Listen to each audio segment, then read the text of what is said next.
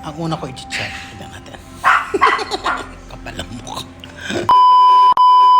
Bago ang lahat, syempre kukuhanan ko muna ang aking anak. Hello Philippines and hello world. Another day, another vlog. Tara at samahan niyo po kami ngayong araw na ito. Nandito ako ngayon sa Magsalise, Nueva Ecija. Good morning. Umpisa na ng trabaho ko. Diba naglalaro pa? Ang higpit. Diba ang higpit dito sa loob na?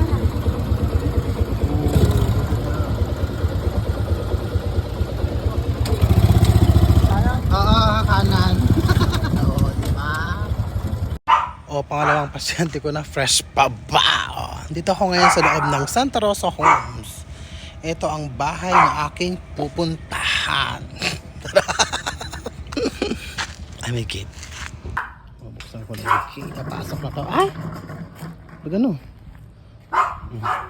Sarap. Ay. Dito ako naipit. Ipit ako dito eh.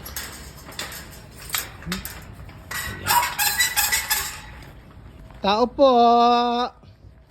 Mamamas ko po! Ang una ko i-check. Tignan natin. Kapal ang mukha. Tignan mo. Tignan natin. Ay, ano to? Tapos ito. Ano to? Ay. Alam. Kalok. Tinataas yung aso at baka ako anyats. Gagasinso. Kahol lang kahol. Nakakaloka. Ang ganda ng bahay nila, no?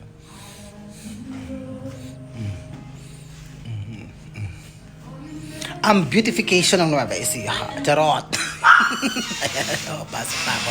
Okay, pasok na akes. At makikikain ako. Di ba? Sinasandokan ako ng kanin girl. Okay na yan. Ito ang pagkain nila. Di ba? Ang kapal ang mukha ako makikikain. Kain. Walang subo. Charot.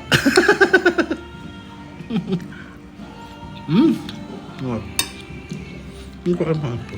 Ano ng manok? Panalo to, ang sarap.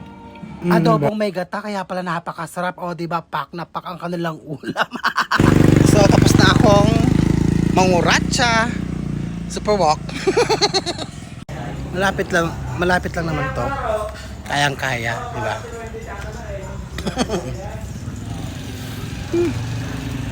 Ayun lang naman yung gate. Di ba? Kakaloka. Luwang na nila.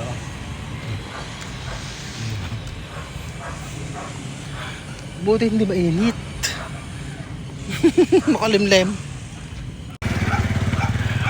Parang gusto ko magpatayo ng buhay dito. Ay, napakahigpit na girl. Napakahigpit dito. Nakahanapan ka ng ID. Ayan o. So, dito na ako, mag-aabang ako ng jeep papunta sa Tabuati. Diba?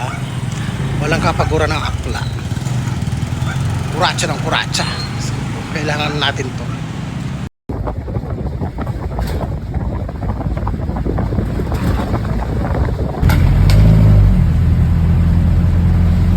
Nandito na ako ngayon sa Barangay Tabuating sa Leonardo. May bago akong pasyente rito yata sa unang bahay daw. Check ko. Dito ata. So magtatanong ako. Pagkatapos ko magpahinga ng kaunti, diba? Larga na naman ang akla, diba? Kaya pa ba? Nandito ako ngayon sa may Sumakab Sur. At may pasyente ako dito. Parkinson disease. Awa ng Diyos, okay naman yung pasyente ko. Diba? Kaya mag-iingat tayo lahat, mahirap magkasakit. May stress. Sabagay hindi naman ako nai-stress trabaho ko. Nakapagod lang naman ako sa kahasakay baba. Maya ulit. Papunta na ako sa huling pasyente ko. Nakakaloka. Pero yung buhok ko hindi na sumusuko na. Nandito na ako sa huling pasyente ko. Diyos ko, Lord. Ay, nakabukas. Paano yan? Hanggang dito na lang. I love you all and I thank you. Fresh pa ba?